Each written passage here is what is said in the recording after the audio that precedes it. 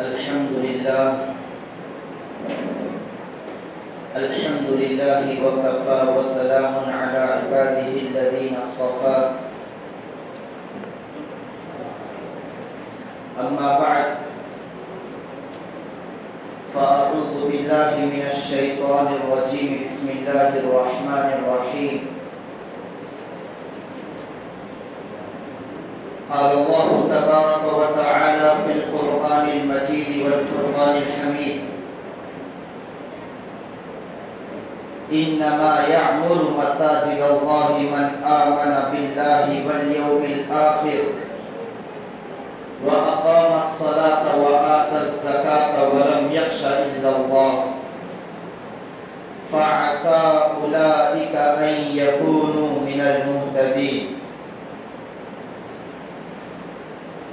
وقال تعالى في مقام آخر أقيموا الصلاة وآتوا الزكاة واركعوا مع الراكعين. وقال تعالى إن الصلاة تنهى عن الفحشاء والمنكر. وقال تعالى فويل للمصلين الذين هم عن صلاتهم ساهون الذين هم يراءون ويمنعون الماعون. صدق الله العظيم. وقال النبي صلى الله عليه وسلم عن أبي هريرة رضي الله عنه قال قال رسول الله صلى الله عليه وسلم أحب البلاد إلى الله مساجدها وأبغض البلاد إلى الله أسواقها. رواه مسلم. میرے نہایت محترم بزرگوں، عزیزوں اور نوجوان ساتھیوں، اللہ تبارک و تعالیٰ کا بے انتہا فضل ہوا، کرم ہوا کہ اس رب کائنات نے ہم سب کو یہاں پر ایک خاص مقصد کے لیے جوڑا ہے۔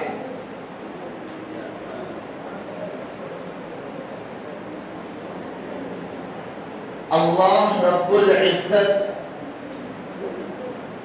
اپنے محبوب بندوں کو، اپنے پسندیدہ بندوں کو اپنے گھر بلاتے ہیں۔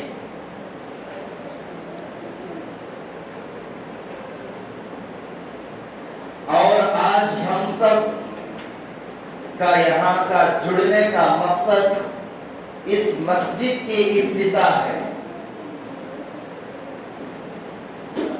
دیکھیے، مسجد بنانا، مسجد قائم کرنا، یہ انبیاء اکرام علیہ السلام کی عظیم سنت ہے۔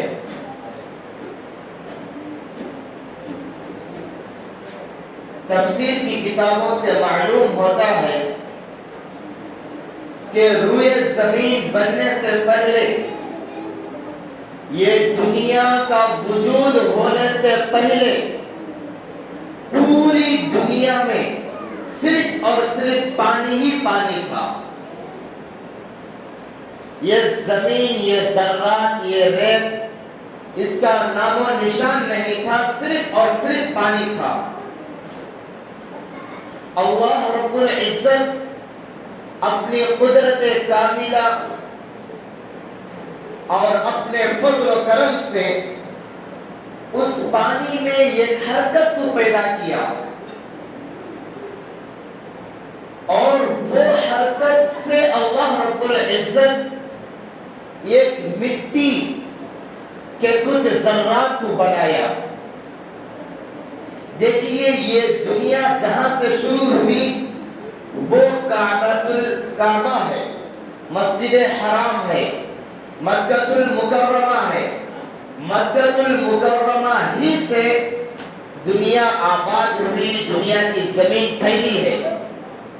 اس روئے زمین پر کرۂ ارض کے اوپر سب سے پہلے جس گھر کی تعمیر ہوئی، جس مسجد کی تعمیر ہوئی، وہ مکہ المکرمہ بیت اللہ ہے، مسجد حرام ہے، اور اس مٹی سے اللہ رب العزت آج جہاں بیت اللہ ہے وہاں سے اس کی آبادی کو پھیلایا. تو اس دنیا کی اصل کعبہ سے ملتی ہے، مسجد حرام سے ملتی ہے. اس کے بعد دنیا میں جتنے بھی مساجد ہیں، جتنی بھی نماز پڑھنے کی جگہ ہیں، یہ سب مسجد حرام، مکہ المکرمہ، بیت اللہ کی شاخیں ہیں. سب سے پہلے ان اول بیت وضع للناس للذی ببکۃ مبارک وہدی للعالمین، کہ اللہ رب العزت لوگوں کی ہدایت کے لیے، لوگوں کی برکت کے لیے، رہنمائی کے لیے جس گھر کو بنایا وہ مکہ ہے. مکہ سے مراد مکہ بیت اللہ شریف ہے. یہ اللہ رب العزت یہ کام حضرت ابراہیم اور حضرت اسماعیل علیہ السلام سے لیا. حضرت ابراہیم علیہ السلام کا مقام و مرتبہ جد الانبیاء ہے، انبیاء علیہ السلام کے باپ دادا ہیں. ہم کو تفسیر کی کتابوں سے معلوم ہوتا ہے کہ انبیاء کرام میں سب سے افضل، سب سے بلند اور بالا مقام و مرتبہ میرے اور آپ کے نبی کریم صلی اللہ علیہ وسلم کا ہے. دوسرے نمبر پر حضرت ابراہیم علیہ السلام کا ہے. اللہ رب العزت بیت اللہ شریف بنانے میں حضرت ابراہیم علیہ السلام اور حضرت اسماعیل علیہ السلام سے کام لیا. اور جو مسجد بیت المقدس آج جہاں پر فلسطین اپنی جانوں کا نذرانہ پیش کر رہے ہیں، فلسطینی نوجوان شہید ہو رہے ہیں، فلسطینی شادی شدہ اپنی بیویوں کو بیوہ، میرے بھائیوں صبح سے لے کر شام تک، کیا رات کیا دن وہاں لاشوں کی انباریں لگ رہی ہیں. جس مسجد کے لیے، جس خدا کی ذات اور خدا کے گھر کے لیے لڑ رہے ہیں، مسجد اقصی بیت المقدس، اس کو حضرت سلیمان علیہ السلام نے اس کی تعمیر فرمائی. سب سے پہلے دنیا میں کرۂ ارض کے اوپر بیت اللہ شریف کو بنایا گیا. دوسرے نمبر پر حضرت سلیمان علیہ السلام نے بیت المقدس، فلسطین میں بیت المقدس کی تعمیر کی. یہ انبیاء علیہ السلام کی مبارک سنت ہے، یہ مسجدوں کا بنانا. اور یہ مسجد جہاں پر اللہ کو یاد کیا جاتا ہے، اللہ کے قرآن کریم کی تلاوت کی جاتی ہے، ذکر و عبادت کی جاتی ہے، اور اس مسجد میں یہ اعتکاف کیا جاتا ہے.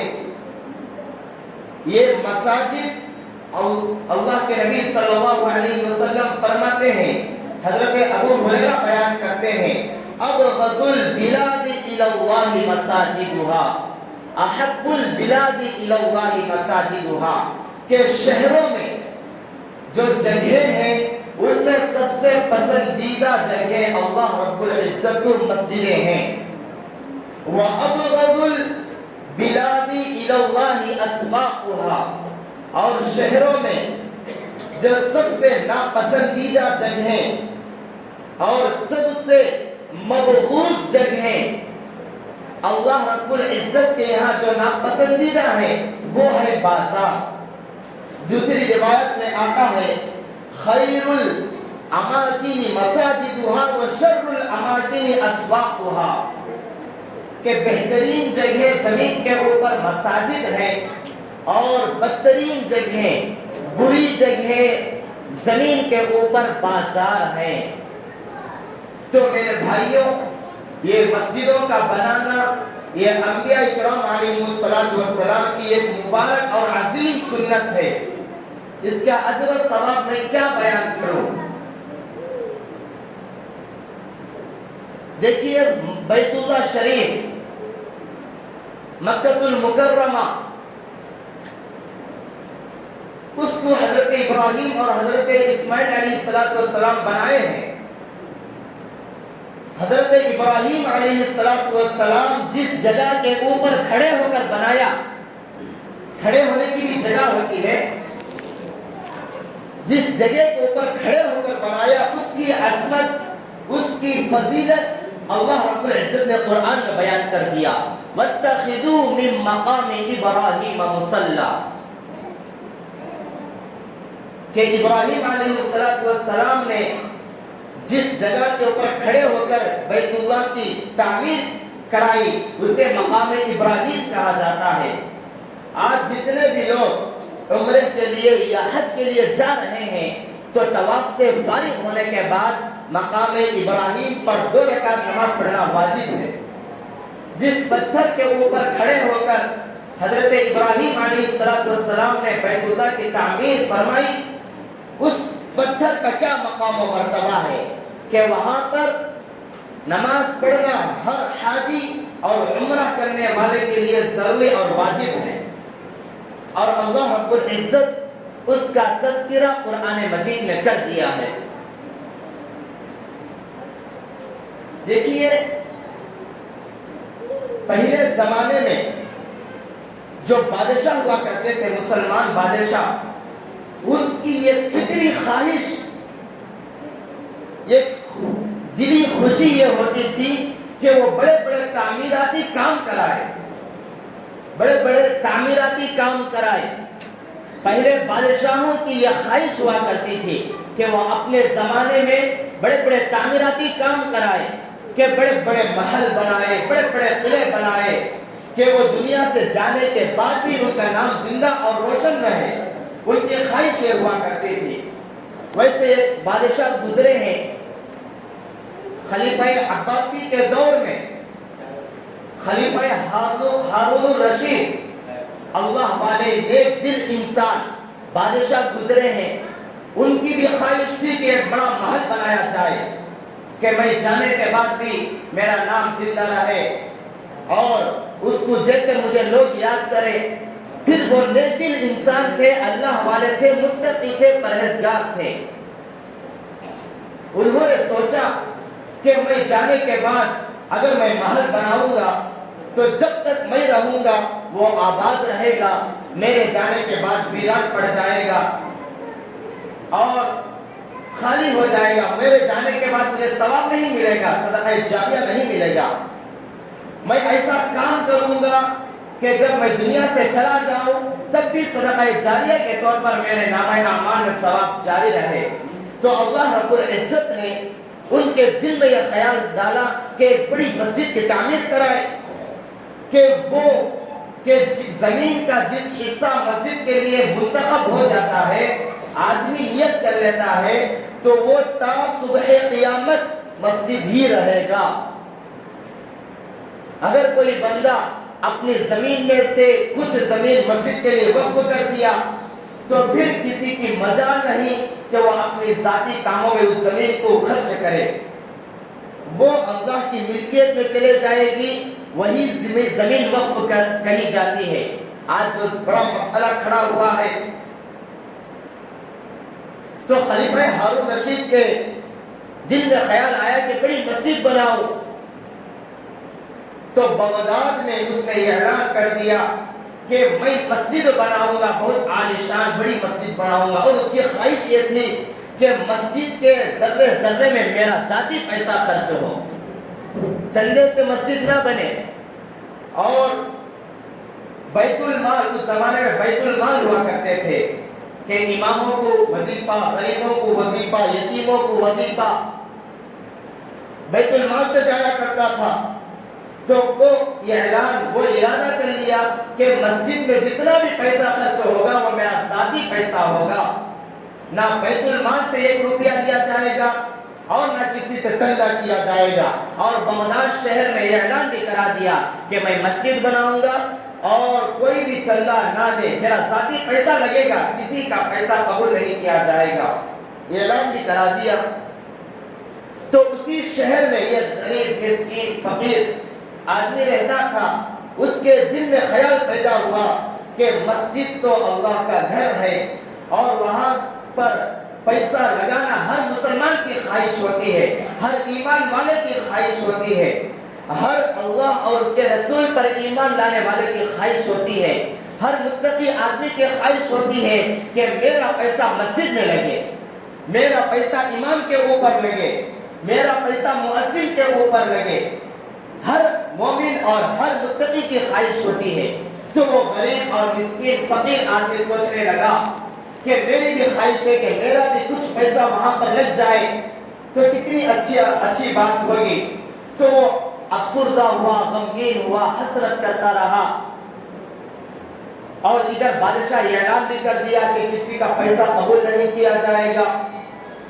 تو وہ آدمی ایسا کیا، اور وہ آدمی مالدار بھی نہیں تھا، صبح سے لے کر شام تک مزدوری کرتا تھا اور اس کو پیسہ صرف اتنا ملتا تھا جتنا اس کے بال اور بچے، اہل و عیال، گھر والے 2 وقت کا کھانا کھا سکے، اسی طرح وہ زندگی بسر کر رہا تھا۔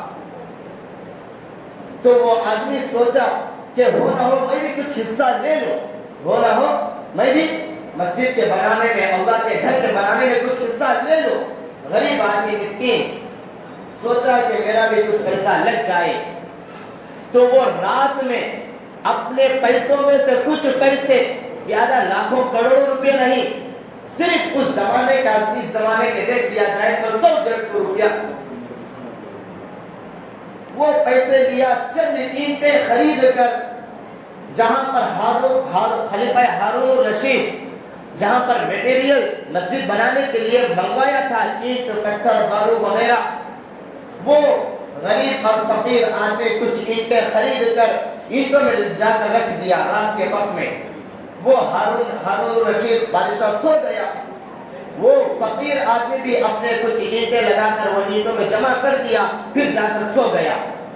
ہارون الرشید کو خواب پڑا کہ اللہ، ابھی حدیث شریف میں نے بیان کی ہے کہ اللہ کے نبی صلی اللہ علیہ وسلم فرماتے ہیں، من بنا للہ مسجدا بنا اللہ لہ بیتا فی الجنہ، کہ جو بندہ اللہ کے لیے اللہ کا گھر یعنی مسجد بنائے گا تو اللہ رب العزت جنت میں اس کے لیے ایک محل بنائے گا، ایک عالیشان بنگلہ بنا کر دے گا اللہ رب العزت۔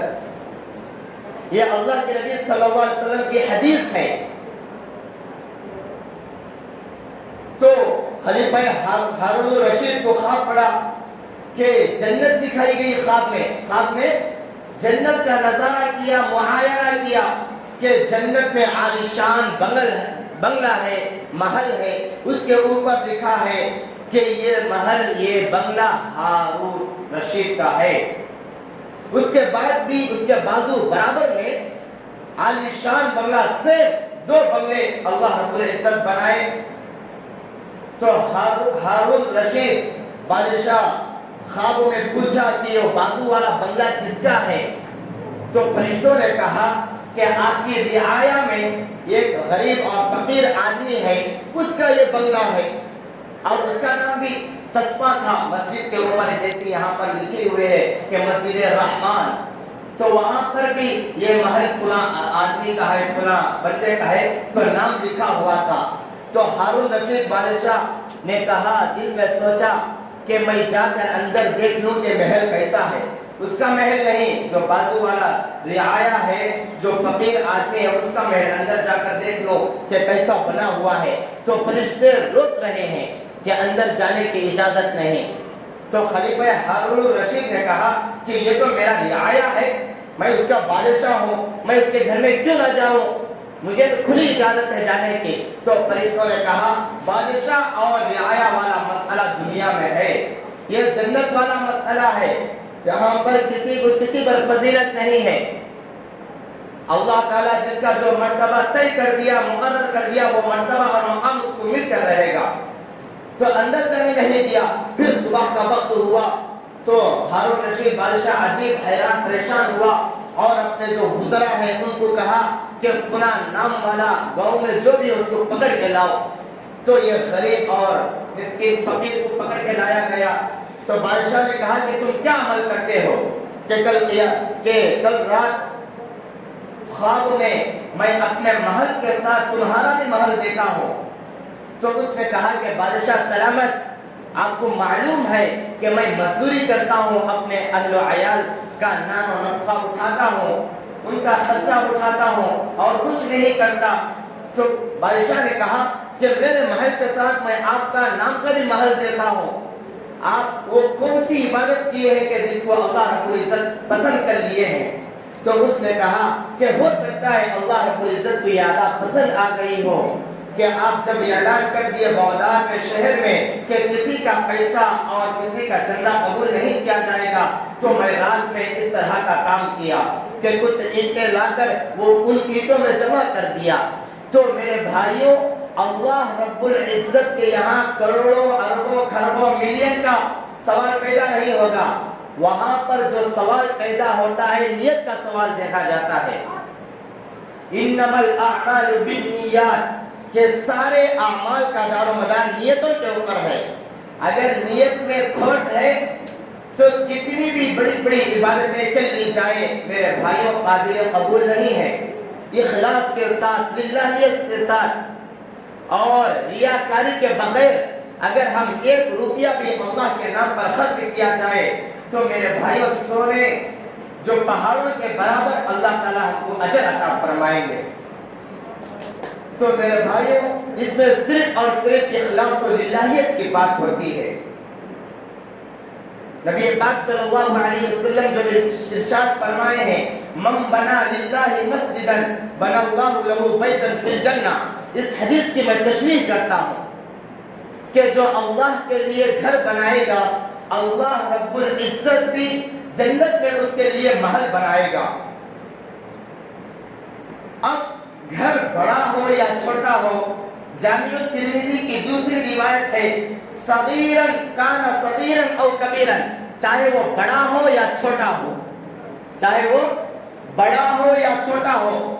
اور ابن ماجہ شریف کی اور ایک روایت میں بڑا اور چھوٹے کی بھی تشریح کیے ہیں کہ چھوٹا اتنا ہو کہ چیل پرندہ، جو چیل کا پرندہ جو پرندہ ہے اس کا جو گھونسلہ ہے اس کے گھونسلے کے برابر بھی اگر کوئی بندہ مسجد کے بنانے میں اور مسجد کے کسی کام میں اپنا حصہ لگاتا ہے تو اللہ رب العزت کل قیامت کے دن جنت میں اس کے لیے ایک محل تیار کریں گے اور ایک عالیشان بنگلہ بنا کر اس کے لیے اللہ رب العزت عطا فرمائیں گے۔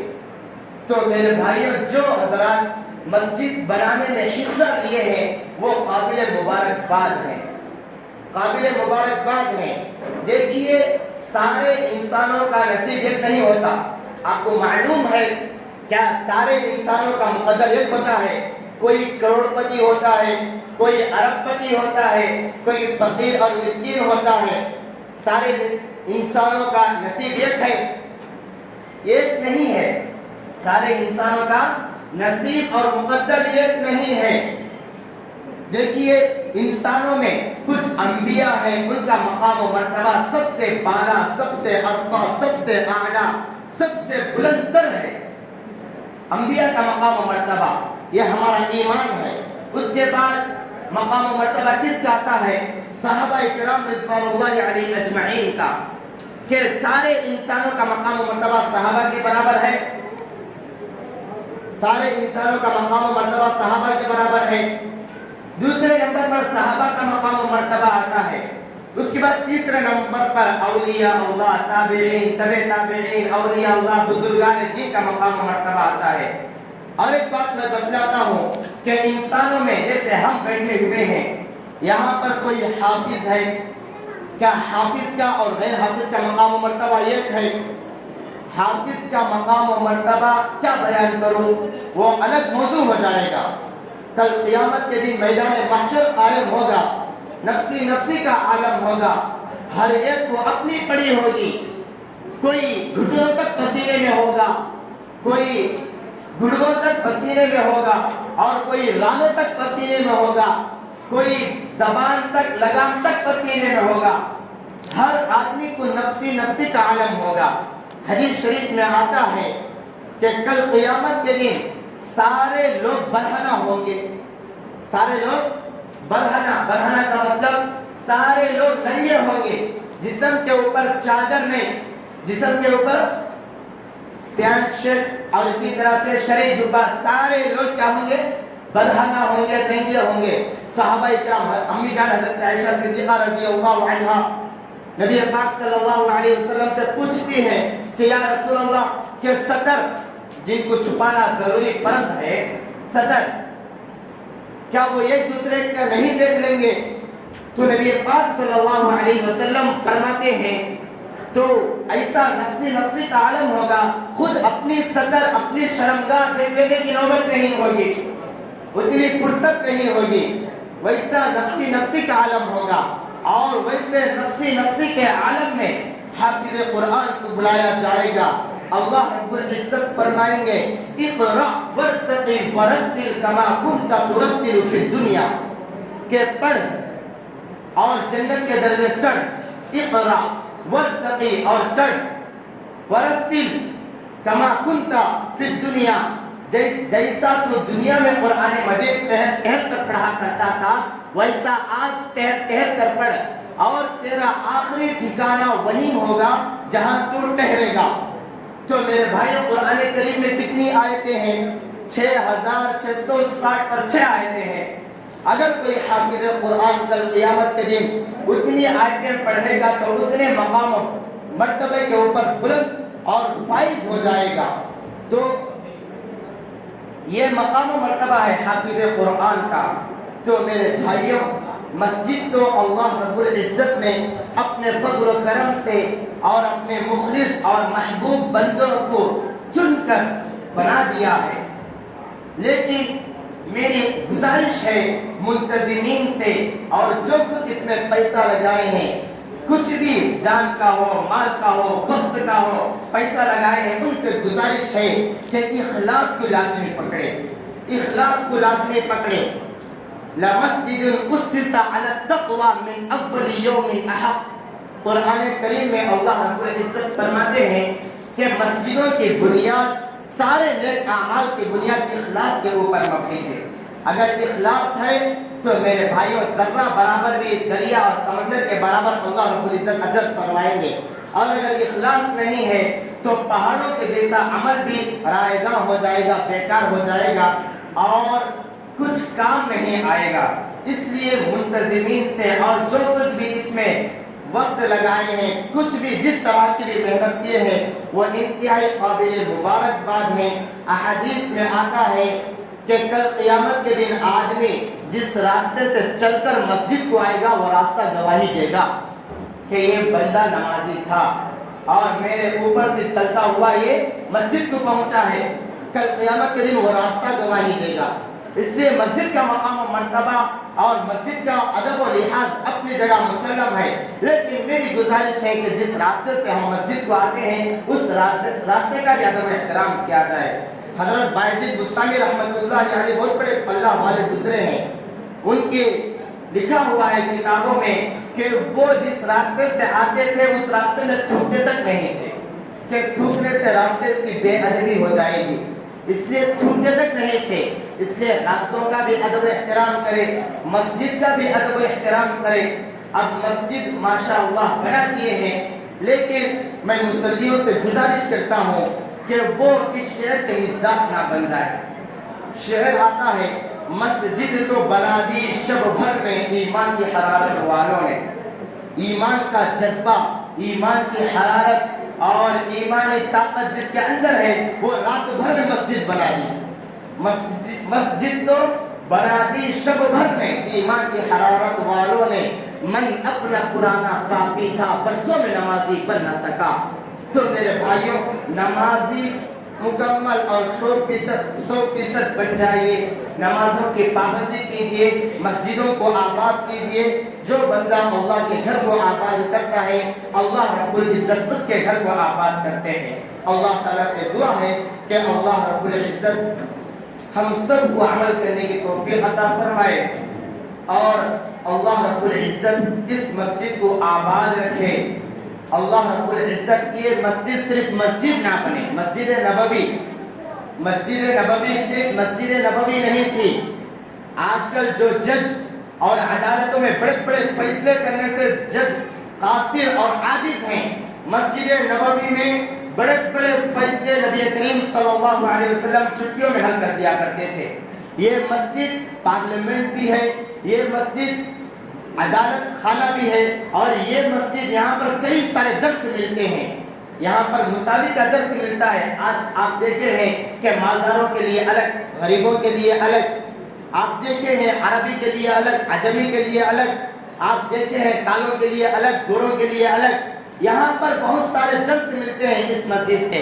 صرف ہم کو سمجھنا چاہیے اور اپنے امام صاحب سے رابطے کو مضبوط کیجئے، اپنے امام صاحب سے رابطے کو مضبوط کیجئے۔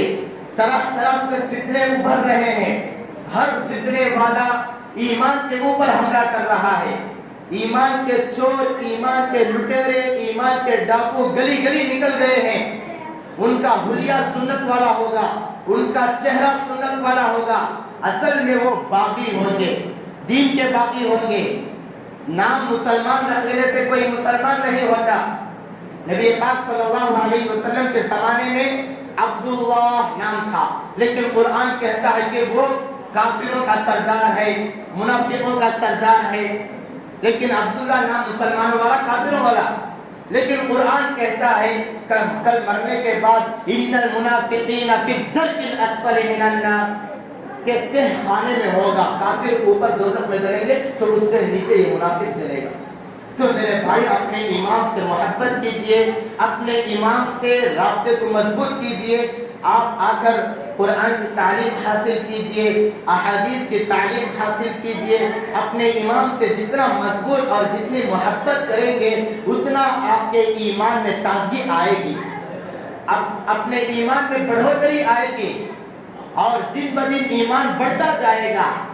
ہم مالداروں کے ساتھ دوستی، مالداروں کے ساتھ اٹھنا بیٹھنا، میرے بھائیوں کہنے کے لیے تو باتیں بہت ہیں لیکن وقت نہیں، اکابرین بیٹھے ہوئے ہیں، اس لیے مختصر بات کہتا ہوں کہ اپنے امام کے ساتھ محبت کیجئے، اپنے امام کے ساتھ لگاؤ رکھیے، اور جتنا امام کے ساتھ میں رہیں گے فتنوں سے اتنا دور رہیں گے۔ آپ کے اوپر دوسرا فتنہ پھیلانے والے لٹیرے آپ کے ایمان کا سودا نہیں کر سکتے، اس لیے اپنے ایمان سے محبت کیجئے، جتنا ہو سکے دین کے لیے دوستی کیجئے۔ کل قیامت کے دن اللہ رب العزت آپ کو بھی عالموں کے ساتھ کھڑا کر دے گا، مخلصین صالحین کے ساتھ کھڑا کر دے گا۔ اللہ تعالیٰ سے دعا ہے کہ اللہ تعالیٰ ہم سب کو کہی ہوئی تمام باتوں پر عمل کرنے کی توفیق عطا فرمائے۔ آمین۔ وآخر دعوانا الحمد للہ رب العالمین۔